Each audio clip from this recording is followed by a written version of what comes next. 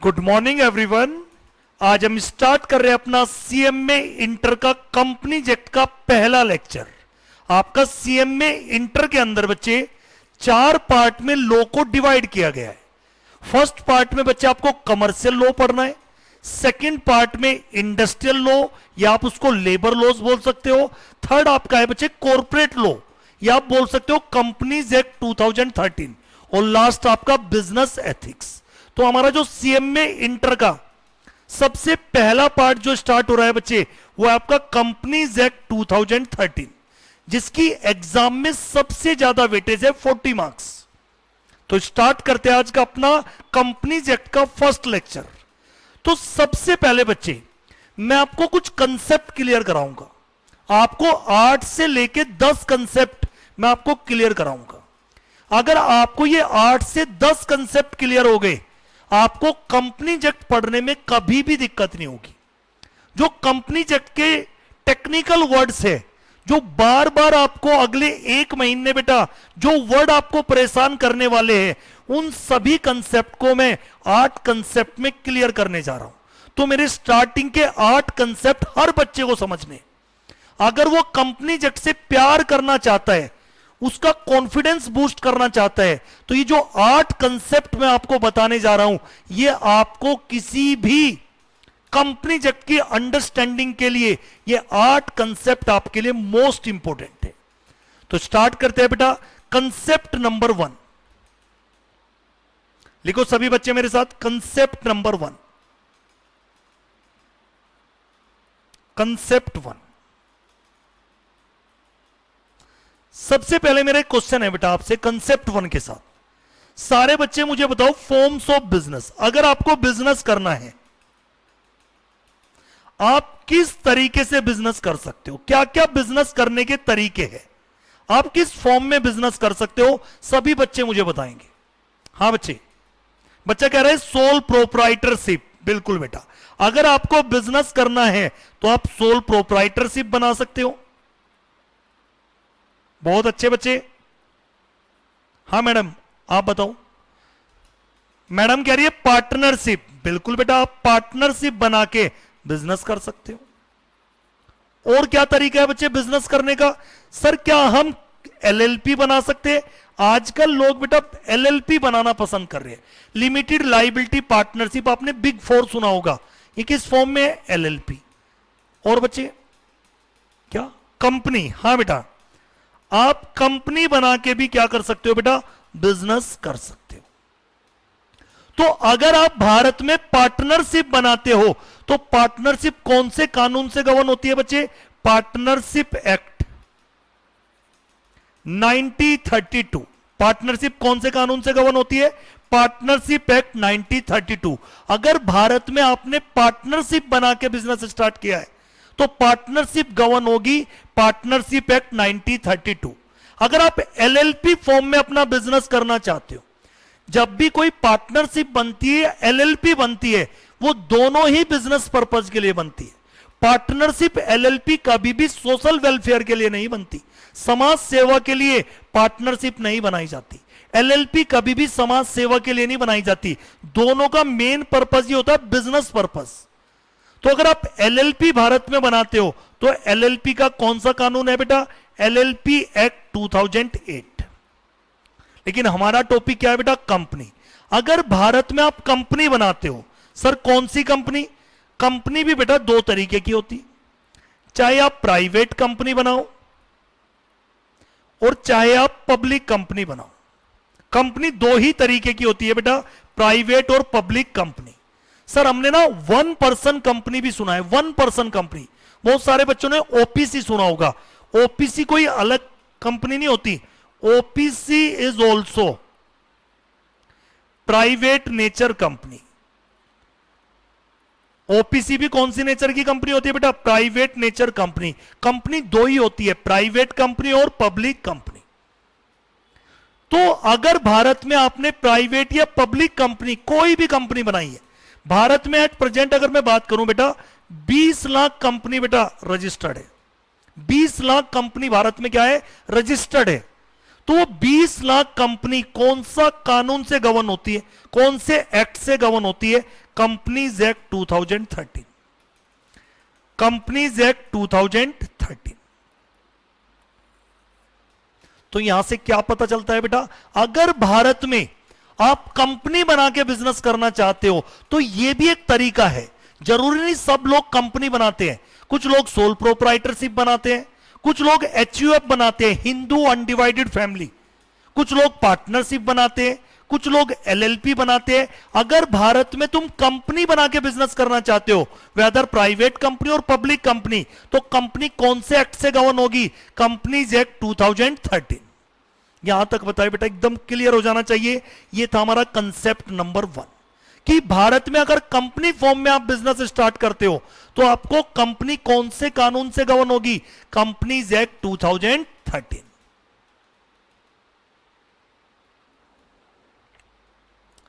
Start करते हैं बेटा अपना कंसेप्ट 2। अगर हम बात करें बच्चे कंसेप्ट 2, कंसेप्ट नंबर 2,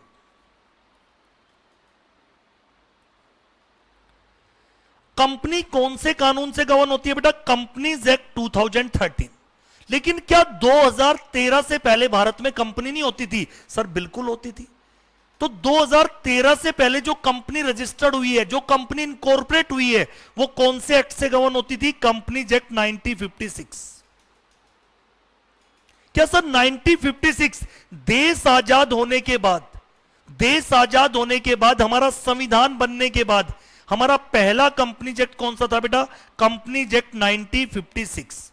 लेकिन अभी हमारा करंट कंपनीज एक्ट कौन सा चल रहा है बच्चे? Companies act 2013। कंपनीज एक्ट, इससे पहले भी हमारा कौन सा कंपनीज एक्ट था? Companies act 1913। कंपनीज एक्ट 8082 भी था बच्चे, कंपनीज एक्ट 8056, और सबसे पहला कंपनीज एक्ट हमारा कौन सा था? 8050। आप सभी को पता है बेटा, जब ब्रिटिश इंडिया, अंग्रेज हमारे देश में आए थे तो बिजनेस करने के लिए आए थे, ना कि देश पे राज करने के लिए आए थे। आपने सुना भी होगा बेटा east India company, east India company. तो ये जो ईस्ट इंडिया कंपनी बनी थी बेटा, ये भी तो किससे गवर्न होती थी? कंपनीज एक्ट से। तो हमारा पहला कंपनीज एक्ट 8050, उसके बाद 8056, 8082, फिर 1913, और देश आजाद होने के बाद हमारा खुद का पहला कंपनीज एक्ट कौन सा था? Companies act 1956। लेकिन इस एक्ट को बेटा रिपील कर दिया गया है।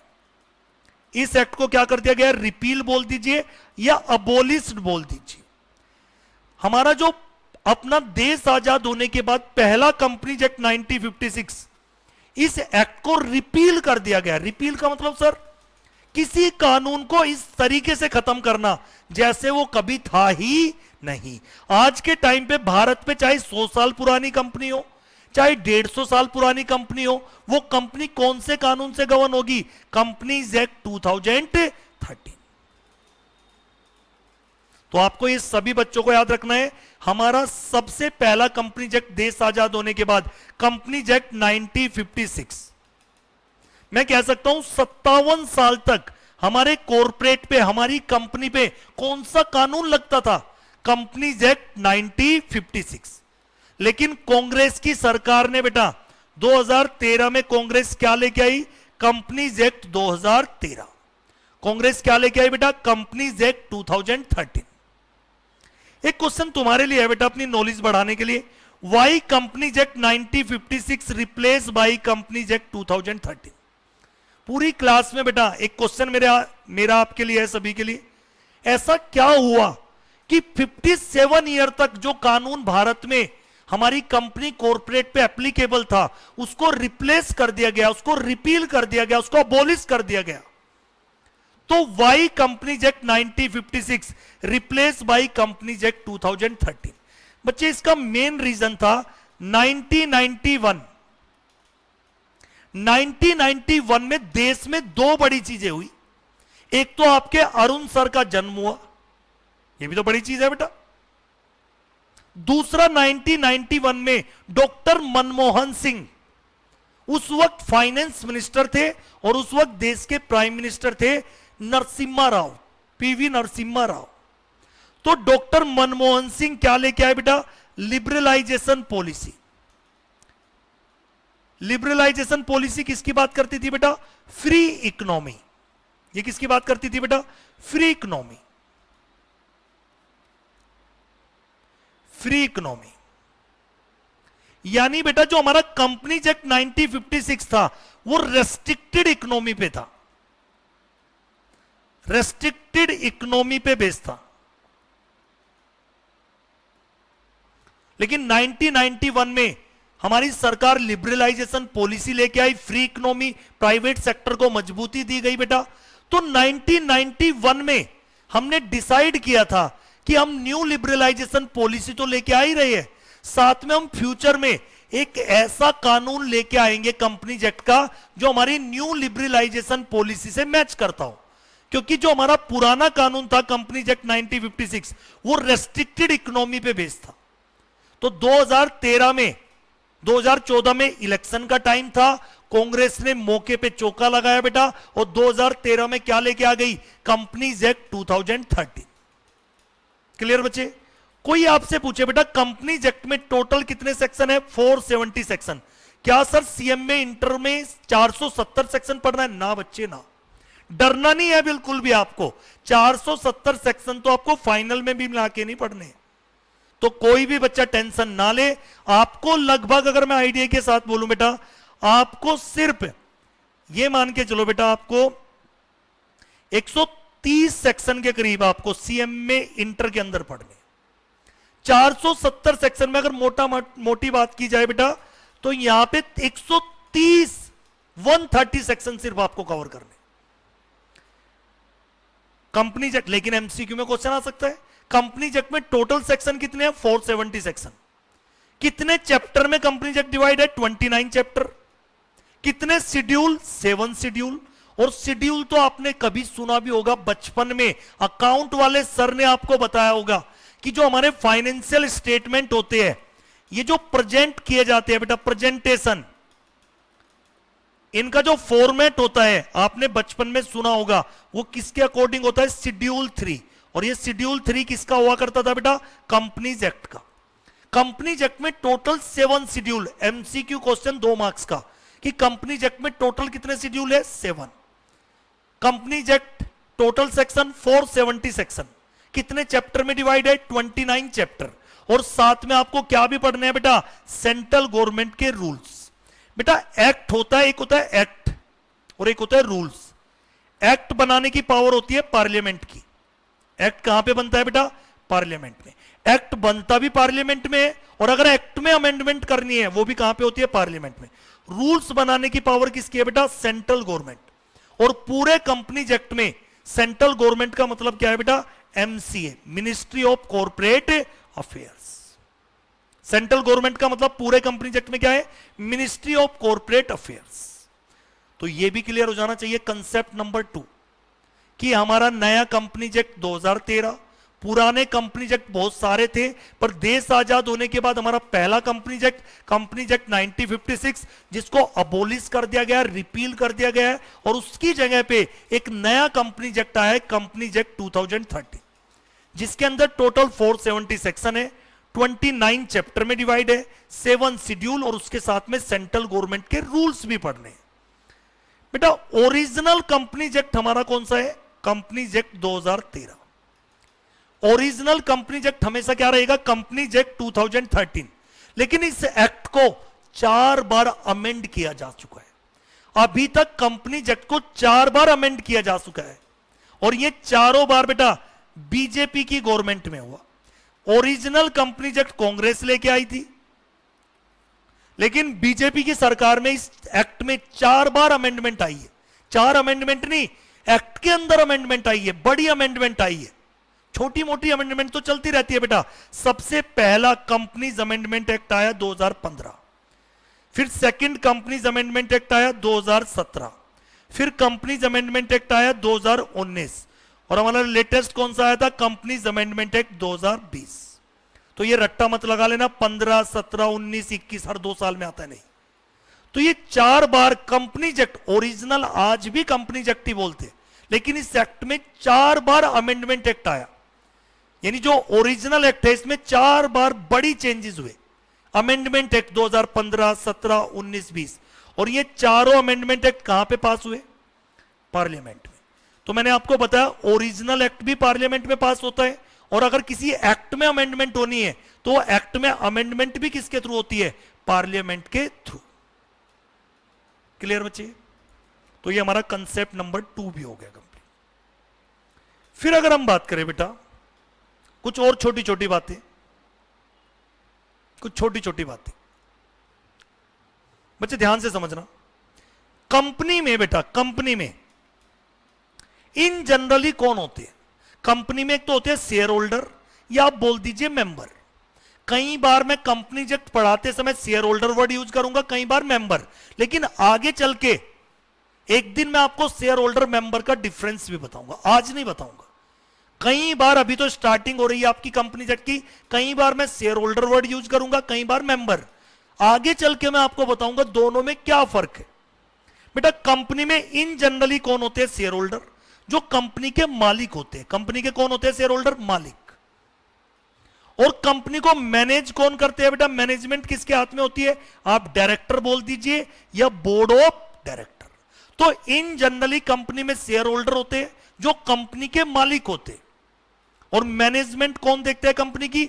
Director, board of director. मैं कह सकता हूं डायरेक्टर किसी भी कंपनी के ब्रेन होते हैं। मैं कह रहा हूं वो कंपनी की आंख है बेटा, कान है बेटा। शेयर होल्डर मालिक होते, मैनेज कौन करते हैं कंपनी को? डायरेक्टर बोल दीजिए, बोर्ड ऑफ डायरेक्टर। सर जब शेयर होल्डर मालिक होते हैं वो खुद कंपनी क्यों नहीं मैनेज कर लेते? बेटा हम बात करते हैं Reliance industries limited. Reliance industries limited, Reliance एक पब्लिक कंपनी है। सर कैसे पता चला आपको पब्लिक कंपनी? अगर कोई प्राइवेट कंपनी होगी तो उसके साथ क्या लिखा होगा बेटा? Private limited. हमेशा याद रखना, कैसे पहचान करोगे? अगर कोई प्राइवेट कंपनी है XYZ प्राइवेट लिमिटेड, तो पहचान होगी प्राइवेट जरूर लिखा होगा, या तो पीवीटी या पूरा प्राइवेट। अगर खाली लिमिटेड लिखा है तो समझ जाना हो कौन सी कंपनी है बेटा? Public company. जैसे रिलायंस इंडस्ट्रीज लिमिटेड, तो ये कौन सी कंपनी है? Public company. अब मेरा क्वेश्चन है, रिलायंस में तो बेटा लाखों करोड़ों शेयर होल्डर है, लाखों करोड़ों शेयर होल्डर, रिलायंस के तो लाखों शेयर होल्डर है। तो क्या शेयर होल्डर मालिक तो है, लेकिन वो स्कैटर्ड है, बिखरे हुए हैं। रिलायंस कंपनी के शेयर होल्डर यूपी में भी होंगे, बिहार में भी होंगे, राजस्थान में भी होंगे, साउथ में भी होंगे। एक तो स्कैटर्ड है, बिखरे हुए, एक लार्ज नंबर में होते। इसलिए शेयर होल्डर को बोला कि आप मालिक हो, साहब आप मालिक हो। रिलायंस कंपनी में एक शेयर भी किसी ने होल्ड कर रखा है, आप बोलेंगे आप मालिक हो, ओनर ऑफ द कंपनी। पर उनके बिहाफ पे कंपनी को मैनेज कौन करते हैं बेटा? या तो आप डायरेक्टर वर्ड बोलो या बोर्ड ऑफ डायरेक्टर। और डायरेक्टर हमेशा इंडिविजुअल नेचुरल पर्सन होगा। जिसे भी आप कंपनी का डायरेक्टर बनाओगे वो डायरेक्टर हमेशा एक इंडिविजुअल नेचुरल पर्सन होना चाहिए, यानी हमारे जैसा एक इंसान ही किसी कंपनी में डायरेक्टर बन सकता है। जैसे मान लेते हैं एक्स लिमिटेड है, क्या इसमें मिस्टर ए डायरेक्टर बन सकता है? बिल्कुल बन सकता है, क्योंकि मिस्टर ए क्या है बेटा? एक नेचुरल पर्सन। मिस्टर ए क्या है? एक इंडिविजुअल नेचुरल पर्सन। क्या एक्स लिमिटेड में एबीसी लिमिटेड को डायरेक्टर बनाया जा सकता है? नो, क्योंकि एबीसी लिमिटेड कंपनी है और कंपनी नेचुरल पर्सन नहीं होती, कंपनी होती है आर्टिफिशियल पर्सन। क्या एक्स लिमिटेड की एक पार्टनरशिप फर्म डायरेक्टर हो सकती है? No, director is always individual natural person. और यह बात मैंने आपको कहां से बताई है? Section 149 of companies act. Section 149 क्या बोलता है? जब भी आप कंपनी में किसी को डायरेक्टर अपॉइंट करोगे तो डायरेक्टर हमेशा क्या होना चाहिए? एक individual natural person. Arun sir जैसा इंसान ही किसी कंपनी का डायरेक्टर अपॉइंट हो सकता है। कोई कंपनी, पार्टनरशिप फर्म, एलएलपी को आप अपना डायरेक्टर अपॉइंट नहीं कर सकते। ये तो हो गई डायरेक्टर की बात। सर फिर बोर्ड ऑफ डायरेक्टर क्या होते हैं? मान लेते हैं मेरी कंपनी में 10 डायरेक्टर है, इंडिविजुअली मैं सभी बंदे को क्या बोलूंगा बेटा? डायरेक्टर। भैया हमारी कंपनी में टोटल 10 डायरेक्टर है, इंडिविजुअली क्या वर्ड यूज करूंगा? डायरेक्टर। लेकिन जब सबको एक साथ मुझे किसी के सामने रिप्रेजेंट करना हो तो मैं क्या बोलूंगा? Board of director. तो collective body of director is known as board of director. यानी इंडिविजुअली हम डायरेक्टर बोल रहे हैं, और जब कलेक्टिवली सारे डायरेक्टर को मिला के बोलते हैं उसको बोलते हैं हम बोर्ड ऑफ डायरेक्टर। तो यहां से हमें क्या पता चला बेटा, किसी भी कंपनी में जनरली शेयर होल्डर होते हैं जो कंपनी के मालिक होते हैं, लेकिन कंपनी को मैनेज कौन करते हैं, डायरेक्टर और board of director. Share holder खुद क्यों नहीं मैनेज कर लेते, एक तो स्कैटर्ड होते हैं, बिखरे हुए होते हैं, लार्ज नंबर में होते हैं पब्लिक कंपनी में, इसलिए बेटा मैनेज कौन करते हैं, बोर्ड ऑफ डायरेक्टर। और डायरेक्टर हमेशा कौन होगा, इंडिविजुअल नेचुरल पर्सन। और बोर्ड ऑफ डायरेक्टर का मतलब collective body of director is known as board of director. Sir कितने डायरेक्टर होते हैं कंपनी में, कितने मेंबर होते हैं, ये चार्ट देखो। पब्लिक कंपनी, पहले हम डायरेक्टर की बात करेंगे यहां पे, और यहां पे हम किसकी बात करेंगे, मेंबर की। बेटा पब्लिक कंपनी में मिनिमम कितने डायरेक्टर, 3।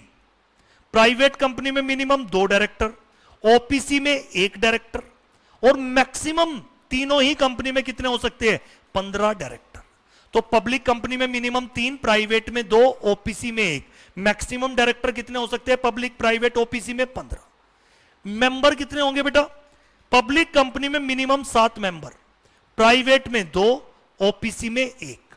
मैक्सिमम मेंबर कितने होंगे बेटा, पब्लिक कंपनी में होते हैं अनलिमिटेड, रिलायंस कंपनी, इन्फोसिस, टाटा, ये रिलायंस कंपनी है तो इसमें अनलिमिटेड कितने भी मेंबर हो सकते हैं।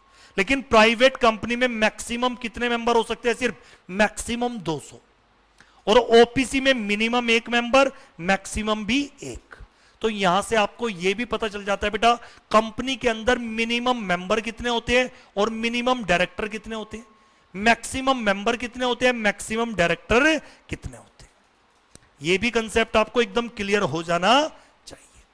तो यह हमारा कौन सा कंसेप्ट था बेटा, यहां पे कंसेप्ट नंबर 3। तो मैंने आपको 3 कंसेप्ट क्लियर कर दिए, आपको यहां तक क्लियर हो चुका होगा बेटा। ठीक है बच्चे, एक बार मुझे कंफर्म करो, कोई डाउट हो तो पूछ सकते हो।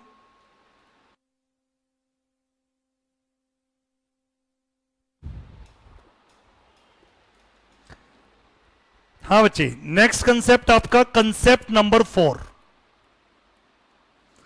कंसेप्ट नंबर 4 बच्चे, जो हमारा ये, अगर आपने कंपनी बनाई तो कंपनी पे कौन सा कानून लगेगा, इस सभी बच्चों को पता है, कंपनीज एक्ट 2013। मेरा क्वेश्चन है बेटा, ये जो हमारा कंपनीज एक्ट 2013 है, इसके अंदर कुछ पावर बोर्ड ऑफ डायरेक्टर को दी है कंपनीज एक्ट ने, कुछ पावर कंपनीज एक्ट किसको देता है बेटा, शेयर होल्डर को। यानी कंपनीज एक्ट में पावर को बाइफरगेट किया है, कुछ power companies act board of director को देता है, कुछ power companies act share holder को देता है। इसका मतलब सर, यानी कंपनीज एक्ट बोलता है कुछ काम शेयर होल्डर के अप्रूवल से होंगे और कुछ काम किसके अप्रूवल से होंगे, बोर्ड ऑफ डायरेक्टर। तो कंपनीज एक्ट के अंदर पावर को डिवाइड किया है, तो मैंने क्या लिखा बेटा, some power exercise by board of director. Company के अंदर कुछ पावर कौन एक्सरसाइज करेंगे, बोर्ड ऑफ डायरेक्टर, और some power exercise by share holder. कुछ पावर कौन एक्सरसाइज करेंगे, शेयर होल्डर। शेयर होल्डर अपनी पावर कहां एक्सरसाइज करते हैं बेटा, जनरल मीटिंग। आप सबके लिए एक नया वर्ड, जनरल मीटिंग हमेशा किसकी होती है बेटा, शेयर होल्डर की। हमेशा याद रखना, पूरे कंपनीज एक्ट में जनरल मीटिंग किसकी होती है बेटा, शेयर होल्डर की। मैं कह रहा हूं कंपनीज एक्ट 2013 के अंदर पावर को बाइफरगेट किया है, डिस्ट्रीब्यूट किया है। कुछ पावर किसको दी गई है कंपनीज एक्ट के द्वारा, बोर्ड ऑफ डायरेक्टर को। बोर्ड ऑफ डायरेक्टर अपनी पावर कहां एक्सरसाइज करेंगे, बोर्ड मीटिंग के अंदर, और शेयर होल्डर अपनी पावर कहां एक्सरसाइज करेंगे, जनरल मीटिंग। तो जनरल मीटिंग हमेशा किसकी, शेयर होल्डर की। बोर्ड मीटिंग हमेशा किसकी, बोर्ड ऑफ डायरेक्टर। फिर क्वेश्चन आता है बेटा, जनरल मीटिंग में 2 तरीके के रेजुलेशन पास होते हैं। जनरल मीटिंग के अंदर बेटा 2 तरीके के रेजुलेशन पास होते हैं। 2 type of resolution pass in general meeting. OR का मतलब ऑर्डिनरी रेजुलेशन, और एसआर का मतलब स्पेशल रेजुलेशन।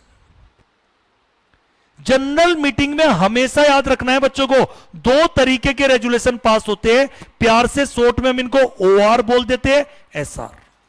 अब बच्चे का एक क्वेश्चन, सर मुझे कैसे पता चलेगा कहां पे ओआर पास होगा जनरल मीटिंग में, कहां पे एसआर पास होगा? जैसे ही हम आगे आगे कंपनीज एक्ट पढ़ेंगे, लॉ मेकर आपको क्लियर करेगा। कुछ मैटर पे ओआर पास होता है, कुछ मैटर पे एसआर पास होता है, ये लॉ मेकर आपको क्लियरली बताएगा। अगर लॉ मेकर साइलेंट है, वो बस लिखता है a resolution pass in general meeting, ना ओआर लिखा ना एसआर, कोई भी बच्चा चौधरी नहीं बनेगा। हमेशा क्या प्रिज्यूम करेगा? ओआर। या तो लॉ मेकर बताएगा कहां पे ओआर पास होना है, कहां पे एसआर पास होना है, आपको क्लियरली मेंशन होगा कि यहां पे जनरल मीटिंग में ओआर पास होगा या यहां पे जनरल मीटिंग में एसआर पास होगा। अगर लॉ मेकर साइलेंट है, हमेशा क्या प्रिज्यूम करना? अगर सिर्फ रेजुलेशन वर्ड लिखा हो तो उसे हमेशा क्या मानना? Ordinary resolution. तो जनरल मीटिंग हमेशा शेयर होल्डर की होगी, यह बात हमेशा याद रखना। और जनरल मीटिंग में दो तरीके के रेजुलेशन पास होंगे, ऑर्डिनरी रेजुलेशन और स्पेशल रेजुलेशन। सर ओआर का मतलब क्या है? यानी अगर कहीं पे ओआर पास होना है, इसका मतलब कितने शेयर होल्डर की अप्रूवल लेनी है? मोर than 50% votes in favour. Suppose कीजिए जनरल मीटिंग में 100 मेंबर आए और किसी मैटर को, बेटा किसी मैटर पे आपका डिस्कशन चल रहा है, यानी जब भी शेयर होल्डर की जनरल मीटिंग होती है, उस मीटिंग का एजेंडा जरूर होता है, उस एजेंडा पे डिस्कशन होता है और फिर डिस्कशन के बाद वोटिंग होती है। या तो जनरल मीटिंग में ओआर पास होगा या एसआर। तो अगर कहीं पे लिखा है कंपनीज एक्ट में कि जनरल मीटिंग में आपको ओआर पास करना है, इसका मतलब है आपको मोर देन 50% शेयर होल्डर की अप्रूवल लेनी पड़ेगी। कुछ बच्चे यहां पे गलती करते हैं, वो 50% लिखते हैं। मैंने क्या वर्ड यूज किया? ओआर का मतलब क्या होता है बेटा? More than 50% votes in favour, then such resolution will be pass, otherwise such resolution will be fail. तो ओआर में कितनी वोट चाहिए फेवर में? मोर देन 50%।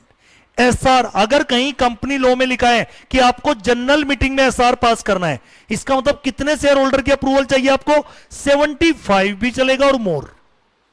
ओआर में मोर देन 50 है, एसआर में 75% और more votes in favour, then such resolution will be passed, otherwise such resolution will be fail. Clear बेटा? तो यहां से एक और बात पता चलती है, कंपनीज एक्ट में पावर को डिवाइड किया है। कुछ पावर बोर्ड ऑफ डायरेक्टर को दी है, कुछ पावर शेयर होल्डर को। बोर्ड ऑफ डायरेक्टर अपनी पावर एक्सरसाइज करते हैं बोर्ड मीटिंग में, शेयर होल्डर अपनी पावर एक्सरसाइज करते हैं जनरल मीटिंग में। जनरल मीटिंग हमेशा शेयर होल्डर की होती है। जनरल मीटिंग में भी दो तरीके के रेजुलेशन पास होते हैं, कुछ मैटर पे ओआर पास होता है, कुछ मैटर पे एसआर। ओआर में कितने शेयर होल्डर की अप्रूवल चाहिए? मोर than 50% votes in favour. SR में 75% और मोर वोट्स इन फेवर। फिर वैसे ही बेटा बोर्ड ऑफ डायरेक्टर की हमेशा क्या होती है? Board meeting. बोर्ड मीटिंग में कोई भी बच्चा ओआर एसआर नहीं बोलेगा। बोर्ड मीटिंग में ना तो ओआर पास होता ना एसआर। बोर्ड मीटिंग में पास होता है board resolution. Board of director की जो मीटिंग होती है बोर्ड मीटिंग, उसमें कौन सा रेजुलेशन पास होता है? Board resolution. ओआर एसआर दोनों ही कहां पे पास होते हैं? जनरल मीटिंग में। तो ये जो बोर्ड रेजुलेशन होता है, या तो ये सिंपल मेजोरिटी से होगा या यूनानिमस रेजुलेशन होगा। सिंपल मेजोरिटी का मतलब एक्स लिमिटेड में 5 डायरेक्टर है। कितने डायरेक्टर है बेटा? तो जब भी बोर्ड मीटिंग में कोई रेजुलेशन पास होगा, बोर्ड मीटिंग में बोर्ड रेजुलेशन, मेजोरिटी का मतलब अगर 3 डायरेक्टर अपनी अप्रूवल दे देते हैं तो रेजुलेशन पास हो जाएगा। और यूनानिमस का मतलब कुछ ऐसे भी केस है बेटा जहां पे 100% कंसेंट चाहिए। अगर हमारे 5 डायरेक्टर है, पांचों डायरेक्टर बोर्ड मीटिंग में आए और किसी एजेंडा पे डिस्कशन हो रही है, वोटिंग हो रही है, और लॉ में लिखा है कि वो रेजुलेशन पास होना है यूनानिमस रेजुलेशन। यूनानिमस का मतलब 100% कंसेंट। अगर 5 डायरेक्टर है हमारे तो पांचों की अप्रूवल होनी चाहिए, तभी रेजुलेशन पास होगा। आपके सीएमए इंटर में कहीं पे भी यूनानिमस रेजुलेशन की बात नहीं है। तो तुम्हारे पूरे सीएमए इंटर में जो बोर्ड मीटिंग में बोर्ड रेजुलेशन पास होगा वो सिंपल मेजोरिटी से होगा। ये भी बात याद रखनी। ये बेटा BR, board resolution, ordinary resolution, special resolution, ये आगे चल के आपको रोज परेशान करते, इसलिए मैंने आज ही इनको क्लियर कर दिया। क्लियर बच्चे? फिर उसके बाद हम बात करते हैं यहां तक बताओ बेटा, किसी को दिक्कत है क्या कोई? कंसेप्ट नंबर 4 तक सभी बच्चों को क्लियर हो जाना चाहिए। तो हमारा कंसेप्ट 1 हो चुका है बेटा, कंसेप्ट 2 हमने क्लियर किया, कंसेप्ट 3, कंसेप्ट 4। छोटा सा एक और भी बताता हूं बेटा आपको। ये जो नया कंपनीज एक्ट है, ये किसकी रिकमेंडेशन पे आया? डॉक्टर जे ईरानी एक्सपर्ट कमेटी। ये जो नया कंपनी लॉ आपका आया है, वो किस कमेटी की रिकमेंडेशन पे आया? जे ईरानी एक्सपर्ट कमेटी। फिर एक क्वेश्चन आता है बेटा, ये जब नया कंपनीज एक्ट आया, प्रोसीजर क्या है नए कंपनीज एक्ट को बनाने का? Procedure of making new companies act 2013। ये जो नया कंपनीज एक्ट आया, इसका प्रोसीजर क्या था, ये कैसे पास हुआ? तो बेटा याद रखना, कभी भी कोई भी एक्ट नहीं होता, जैसे हम बोलते थे ना कंपनीज एक्ट, एलएलपी एक्ट, ये शुरुआत में एक्ट नहीं होते। पहले एक ड्राफ्ट किया गया था कंपनी बिल 2012 में मिनिस्ट्री के द्वारा। और बेटा कंपनीज एक्ट में कौन सी मिनिस्ट्री होती है? Ministry of corporate affair, ministry of corporate affairs. तो सबसे पहले एक फाइनली एक ड्राफ्ट कंपनी बिल बनाया गया मिनिस्ट्री के द्वारा। फिर ये किसके सामने रखा गया बेटा?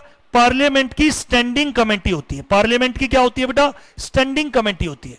उसमें हमारे सांसद होते हैं बेटा, विपक्ष के भी कुछ लोग होते। तो अगर उनको लगता है कि इस नए कंपनीज एक्ट में कुछ कमियां हैं नए कंपनी बिल में, तो वो रिकमेंड करते हैं कि नहीं नहीं इनको चेंज करो। सरकार उनकी बातों को कंसीडर भी करती। तो सबसे पहले 2012 में कंपनी बिल बना मिनिस्ट्री के द्वारा। फिर ये कहां पे रखा गया बेटा? Place before standing committee of parliament. और यहां से अप्रूव होने के बाद ये हमारे दोनों हाउस में बेटा, दोनों हाउस कौन से? ये अप्रूव कराया गया लोकसभा में। पार्लियामेंट के 2 हाउस होते हैं। और कंपनीज एक्ट हमारा सेंट्रल का लॉ है, ना कि स्टेट का लॉ। पूरे भारत के लिए कानून है कंपनीज एक्ट। तो ये कहां पे पास कराया गया? पार्लियामेंट के दोनों हाउस में। पहले लोकसभा में अप्रूव हुआ, फिर ये कहां पे अप्रूव हुआ बेटा? राज्यसभा। और जब दोनों हाउस से ये कंपनी बिल पास हो गया, ये बिल किसके पास भेजा गया? प्रेसिडेंट ऑफ इंडिया को सबमिट किया गया। और साइन किसने किया बेटा? प्रेसिडेंट ऑफ इंडिया ने 29 अगस्त 2013 को। और जैसे ही प्रेसिडेंट ऑफ इंडिया ने साइन किया, बिल किस में कन्वर्ट हो गया बेटा? एक्ट में। तो कभी भी कोई कानून सीधा एक्ट नहीं बनता, पहले एक कंपनी बिल था। स्टेप 1, सबसे पहले कंपनी बिल ड्राफ्ट किया गया मिनिस्ट्री के द्वारा। फिर इसको प्लेस किया गया स्टैंडिंग कमेटी ऑफ पार्लियामेंट, जिसने अप्रूव किया। फिर यह पार्लियामेंट के दोनों हाउस में रखा गया, लोकसभा में पास कराया गया, राज्यसभा में पास कराया गया। और जब ये दोनों हाउस में पास हो गया, जब ये दोनों हाउस में पास हो गया बेटा, फिर ये प्रेसिडेंट ऑफ इंडिया ने इस पे अपनी क्या दी बेटा? एसेंट दी। एसेंट का मतलब सहमति, साइन करके। और फिर से कहां पे नोटिफाई कर दिया गया बेटा? Official gazette of India. ये एक भारत की बेटा गवर्नमेंट की, सेंट्रल गवर्नमेंट की आपकी क्या होती है? भारत सरकार की एक प्रिंट हाउस हो सकता है, एक साइट है बेटा जिस पे अपलोड कर दिया जाता है। तो ये नोटिफाई कर दिया गया official gazette of India. Hindi में इसको बोलते हैं भारत का राजपत्र। तो बेटा जैसे ही ये बिल एक्ट बना बेटा, इसको कहां पे नोटिफाई कर दिया गया? Official gazette of India. चाहे कोई सेंट्रल का बिल हो चाहे स्टेट का, स्टेट के भी क्या होते हैं? Official gazette. और सेंट्रल के भी क्या होते हैं? Official gazette. बेटा पुराने जमाने में जब राजा महाराजा कोई कानून बनाते थे, वो ढोल बजवाते थे। आज के टाइम पे नया कानून, जैसे आपका इनकम टैक्स एक्ट, नया कानून जीएसटी, तो क्या ढोल बजा के लोगों को बताया जाता है? नहीं, गवर्नमेंट इसको ऑफिशियल गैजेट पे पब्लिश कर देती है, कोई भी वहां से डाउनलोड करके पढ़ सकता है। लेकिन बेटा इसके सारे सेक्शन इफेक्टिव नहीं हुए थे। 30 अगस्त को इसके सारे सेक्शन इफेक्टिव नहीं हुए थे। सिर्फ कौन सा सेक्शन इफेक्टिव हुआ था? Only section 1 effective on this date. तो हमारा ये जो कंपनीज एक्ट 2013 है, ये बिट एंड पीसेस में आया। पूरा एक्ट एक ही दिन इफेक्टिव नहीं हुआ था। 30 अगस्त को तो सिर्फ कौन सा सेक्शन इफेक्टिव हुआ? सेक्शन 1। और आप सभी को पता होना चाहिए बेटा, सेक्शन 1 किसकी बात करता है? किसी भी कानून में सेक्शन 1 बात करता है applicability. Applicability of this act. ये कंपनीज एक्ट एप्लीकेबल कहां पे होगा बेटा? होल इंडिया, पूरे भारत पे बेटा कंपनीज एक्ट एप्लीकेबल होगा। आप पूरे भारत में कहीं पे कोई सी भी कंपनी बनाओ, कंपनीज एक्ट एप्लीकेबल होगा। तो मुझे यहां तक बेटा आपको एकदम क्लियर हो जाना चाहिए बेटा। अगर हम बात करें तो यहां से ये एकदम सभी बच्चों को क्लियर हो जाना चाहिए बेटा, जो मैंने अभी तक आपको बताया बच्चे। एक छोटा सा टॉपिक, लास्ट टॉपिक और देख लेते हैं बेटा आज के पहले लेक्चर में। सर ये जो नया कंपनीज एक्ट बना, 57 साल तक हमारा पुराना कंपनीज एक्ट था, तो इसका बेसिक ऑब्जेक्टिव क्या था? नए कंपनीज एक्ट को लेके जो सरकार आई, उसका बेसिक ऑब्जेक्टिव क्या था बेटा? ये जो नया कंपनीज एक्ट बनाया गया, एक तो ये ट्रांसपेरेंसी प्रोवाइड कराएगा। ये क्या प्रोवाइड कराएगा बेटा? इंडिया में बहुत सारे स्कैम हो गए थे, और उनमें से एक फेमस स्कैम था बेटा सत्यम सॉफ्टवेयर। और इसमें फ्रॉड में बेटा सीए इन्वॉल्व थे। फ्रॉड में कौन इन्वॉल्व थे? सीए। तो हमें ऐसा लगता है बेटा अगर सीए ही फ्रॉड में इन्वॉल्व होंगे तो ट्रांसपेरेंसी खत्म हो जाएगी, लोगों का यकीन ही उठ जाएगा। तो बेटा ट्रांसपेरेंसी के लिए नए कंपनीज एक्ट में कंसेप्ट लेके आए हम, ऑडिट कमेटी। ऑडिट कमेटी पहली बार नए कंपनीज एक्ट में कंसेप्ट आया, ऑडिट कमेटी। ये ऑडिटर को मॉनिटर करेगी, ऑडिटर की एक्टिविटी को क्या करेगी बेटा? मॉनिटर करेगी। क्योंकि ऑलरेडी इंडिया में बहुत सारे स्कैम हो गए थे, फाइनेंशियल स्कैम, जिसमें चार्टर्ड अकाउंटेंट का नाम भी आया था। तो नए कंपनीज एक्ट का यह भी पर्पस था, यह क्या दे? ट्रांसपेरेंसी। नए कंपनीज एक्ट किसकी भी बात करता है? अकाउंटेबिलिटी। मालिक शेयर होल्डर होते हैं, मैनेज बोर्ड ऑफ डायरेक्टर करते हैं, तो board of director is always accountable to share holder.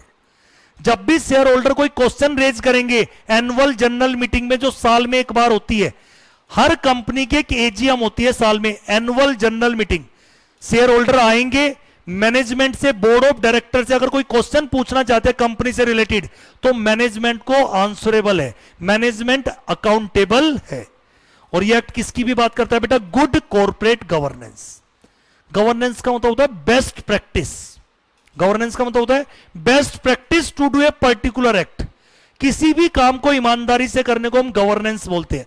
कहीं देखते नहीं बेटा उनके घर में गुड गवर्नेंस होती है। आपने सरकार में भी सुना होगा, कई बार हम बोलते थे बेटा नीतीश कुमार ने गुड गवर्नेंस दी।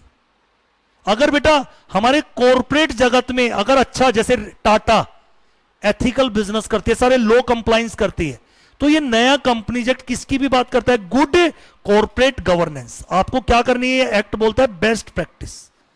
बेस्ट प्रैक्टिस का मतलब क्या होता है बेटा? आपको लो कंप्लायंस करने, सारे लो कंप्लायंस करने, ट्रू एंड स्पिरिट मैनर में, कोई भी लॉ का वॉयलेशन ना करो, कंप्लायंस करो, सारे लॉ फॉलो करो। इसको बोलते हैं गुड कॉर्पोरेट गवर्नेंस।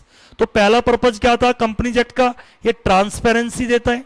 ट्रांसपेरेंसी के लिए इस एक्ट में ऑडिट कमेटी बनाई गई। बोर्ड ऑफ डायरेक्टर हमेशा आंसरेबल होंगे शेयर होल्डर के लिए, और गुड कॉर्पोरेट गवर्नेंस। नए कंपनीज एक्ट बेटा दूसरा ऑब्जेक्टिव, कुछ नए कंसेप्ट इंट्रोड्यूस हुए, कुछ नए कंसेप्ट इंट्रोड्यूस किए गए। बच्चे आप जब नया फोन लेने जाते हो तो क्या पुराने फोन वाले सारे फीचर्स आपके पास होते हैं? नए फीचर्स भी आते हैं, नए फीचर्स आते हैं। जब भैया हमारा पुराना कंपनीज एक्ट 1956 को हम डिलीट कर रहे हैं, रिपील कर रहे हैं, और उसकी जगह पे क्या लेके आ रहे हैं? नया कंपनीज एक्ट। तो नए कंपनीज एक्ट के अंदर कुछ नए कंसेप्ट इंट्रोड्यूस किए गए, कुछ नए कंसेप्ट को पहली बार पहचान मिली। जैसे वन पर्सन कंपनी, ये कंसेप्ट इंट्रोड्यूस हुआ पहली बार नए कंपनीज एक्ट में। Small company, women director, e voting, independent director, audit committee. ऐसे में बहुत सारी बातें बता सकता हूं, ये तो मैं सिर्फ बेटा आपको ओवरव्यू दे रहा हूं। तो नए कंपनीज एक्ट का बेसिक ऑब्जेक्टिव क्या भी था? कुछ नए कंसेप्ट को रिकॉग्नाइज करना, पहचान देना। और नए कंपनीज एक्ट में पहली बार कुछ नए कंसेप्ट इंट्रोड्यूस हुए, OPC, small company, women director, e voting, independent director, audit committee. Third बेटा, to provide strict action against fraud. नया कंपनीज एक्ट बोलता है अगर तुमने नए कंपनीज एक्ट के अंदर फ्रॉड किया, आपके अगेंस्ट स्ट्रिक्ट एक्शन लिया जाएगा। सर क्या स्ट्रिक्ट एक्शन? सारे बच्चों को याद रखना है, पूरे कंपनीज एक्ट में अगर आपने फ्रॉड किया तो फ्रॉड का सेक्शन हमेशा कौन सा चलने वाला है? 447। कंपनीज एक्ट में फ्रॉड के लिए सेक्शन कौन सा है बेटा? 447। आज ही सीख लो, पूरे कंपनीज एक्ट में काम आएगा। अगर आप कंपनीज एक्ट के अंदर फ्रॉड करते हो तो कौन सा सेक्शन आप पे अट्रैक्ट होगा? 447। और उसके तहत आपके अगेंस्ट स्ट्रिक्ट एक्शन लिया जाएगा। कुछ बच्चे कह रहे सर बताओ तो सही, स्ट्रिक्ट एक्शन का मतलब क्या? अभी मैं उस पर जाना नहीं चाहता हूं बेटा, बस इतना बताना चाहता हूं, मिनिमम 6 महीने की सजा हो सकती है अगर फ्रॉड करोगे as per companies act, maximum 10 साल। फाइन कितना बेटा? जितना आपने फ्रॉड किया उतना तो फाइन लग ही सकता है, या कितना भी लग सकता है बेटा? 3 times of amount involve in fraud. ठीक है बेटा? तो अगर आपने बड़े फ्रॉड किया, बिग फ्रॉड किया, वो हम डिटेल में आगे पढ़ेंगे बेटा, या आपने स्मॉल फ्रॉड किया, वो कैसे पता चलेगा बेटा? वो आपको ये चेक करना पड़ेगा कितने अमाउंट का फ्रॉड है, अमाउंट से पता चलेगा, टर्नओवर से पता चलेगा। तो बेटा छोटे फ्रॉड में मैक्सिमम 5 साल की सजा, फाइन कितना हो सकता है बेटा? मैक्सिमम 50 लाख, और दोनों भी हो सकते। बड़े फ्रॉड में फाइन और इंप्रिजमेंट अलग है, स्मॉल फ्रॉड में फाइन और इंप्रिजमेंट अलग है। और लास्ट अगर हम बात करें बेटा, तो कुल मिला के कोई भी आपसे 3 बेसिक ऑब्जेक्टिव पूछे नए कंपनीज एक्ट के, ट्रांसपेरेंसी प्रोवाइड कराता है, अकाउंटेबिलिटी की बात करता है, गुड कॉर्पोरेट गवर्नेंस की बात करता है, रिकॉग्नाइज करता है वेरियस न्यू कंसेप्ट को, और थर्ड स्ट्रिक्ट एक्शन लिया जाएगा अगेंस्ट फ्रॉड। अगर नए कंपनीज एक्ट में आपने फ्रॉड किया तो उनके अगेंस्ट क्या लिया जाएगा? Strict action. और फ्रॉड का सेक्शन कौन सा है बेटा? 447। तो ये आज का हमारा एक बेसिक कंसेप्ट था, इंट्रोडक्शन था कंपनीज एक्ट का। क्योंकि जितना आपका बेस स्ट्रांग होगा लाइफ में उतना ही ज्यादा पैसा कमाओगे। शॉर्टकट से पेपर तो निकाल लोगे बेटा, लेकिन आगे चल के एक अच्छी जो आप पैकेज चाहते हो, अच्छी सैलरी चाहते हो, वो आपको नॉलेज बेस मिलेगी। तो एक टीचर का फर्ज होना चाहिए उसका बेस क्लियर करे, उसे सब्जेक्ट के प्रति प्यार कराए, उसको मोहब्बत हो जाए कंपनीज एक्ट से। तो उसके लिए आपको बेसिक कंसेप्ट बहुत अच्छे से पढ़ने पड़ेंगे। तो ये हमारा आज का एक बेसिक कंसेप्ट था कंपनीज एक्ट का। फिर मिलते हैं हम बेटा एक नए लेक्चर के साथ, अपने लेक्चर नंबर 2 के साथ। तो ये आपको ईमानदारी से घर जाके इसको पढ़ना है, समझना है। भले ही एग्जाम में यहां से क्वेश्चन ना आए, लेकिन ये पूरे कंपनीज एक्ट का बेस था जो आपकी आगे की जर्नी को मदद करेगा कि आपकी आगे की जर्नी कैसी होती है। कई बच्चे बोलते हैं थ्योरी बोरिंग है। अरे भैया थ्योरी बोरिंग हो ही नहीं सकता। अगर टीचर अच्छा हो और कंसेप्ट अच्छे हो तो आपको कंसेप्ट के साथ पढ़ना है, बहुत अच्छे से पढ़ना है, बिना टेंशन लिए आपको पढ़ना है।